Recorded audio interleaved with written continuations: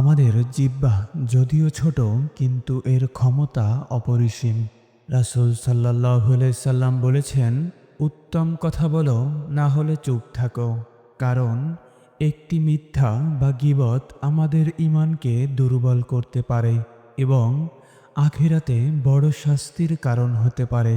আজকের ভিডিওতে আমরা জানব কিভাবে আমরা আমাদের জিহ্বাকে নিয়ন্ত্রণ করে জীবনের সঠিক পথ অনুসরণ করতে পারি।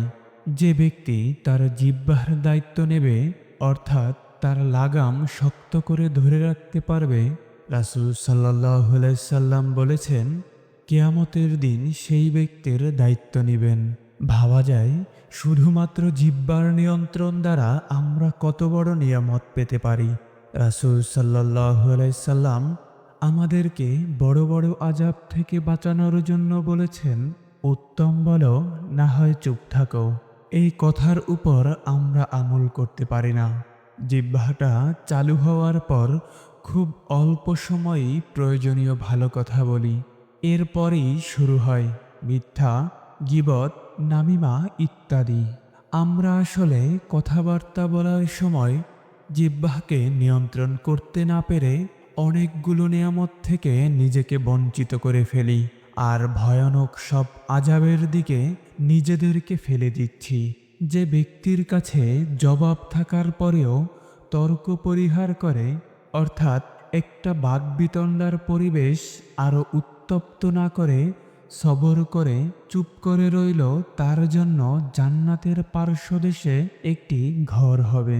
এই একটা ফজিলত জানার পর আলহামদুলিল্লাহ, অনেক কথার জুলুম, মিথ্যা অপবাদ, গীবতের জবাবে আমি চুপ থাকতে পেরেছি আর মনে মনে হেসেছি। একটু দম আটকে সবর করে চোখ বন্ধ করে চুপ করে থেকে আমি জান্নাতে একটা প্রাসাদ পেলাম। আর সামনের জন কি পেল?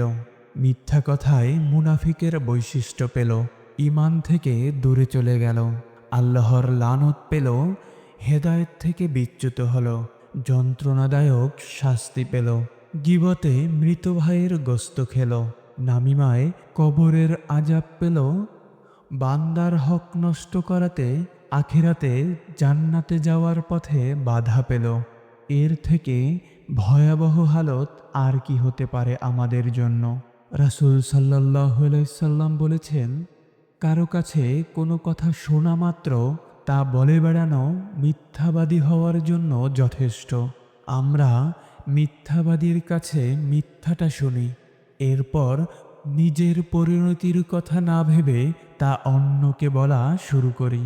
কুরআনে আল্লাহ সুবহানাহু ওয়া তাআলা মিথ্যাবাদীর শাস্তির কথা উল্লেখ করে বলেছেন, অর্থাৎ তাদের অন্তরসমূহে রয়েছে ব্যাধি, অতঃপর আল্লাহ তাদের ব্যাধি আরও বাড়িয়ে দিয়েছেন আর তাদের জন্য রয়েছে কষ্টদায়ক শাস্তি, কারণ তারা মিথ্যাবাদী। এই ব্যাধি বলতে কুফরি ও নিফাক বোঝানো হয়েছে। নিফাক বা কুফরি অবস্থায় মানুষ স্বাভাবিক অবস্থার বাইরে চলে যায় এবং তারা হেদায়েতের পথ থেকে দূরে সরে যায়, যার শেষ পরিণাম ধ্বংস ও মৃত্যু। এই কুফরি ও নিফাকি অবস্থায় মানুষ কিভাবে পৌঁছায় জানেন? এই আয়াতের ব্যাখ্যাতে ইবনে কাসিরে আছে, মিথ্যা বলার বদ অভ্যাসই তাদেরকে কুফর ও নিফাক পর্যন্ত পৌঁছে দিয়েছে। এজন্যই অন্যায়ের পর্যায়ে যদিও কুফরি ও নিফাকির সর্বাপেক্ষা বড়, কিন্তু এসবের ভিত্তি ও বুনিয়াদ হচ্ছে মিথ্যা। হাদিসে এসেছে, রাসূল সাল্লাল্লাহু আলাইহি সাল্লাম বলেছেন, তোমরা মিথ্যা থেকে বেঁচে থাকো, কেননা মিথ্যা ঈমান দূর করে। আমাদের জিহ্বাটা যদি সামলে রাখা যায়, কতই না উত্তম হবে আমাদের জীবন।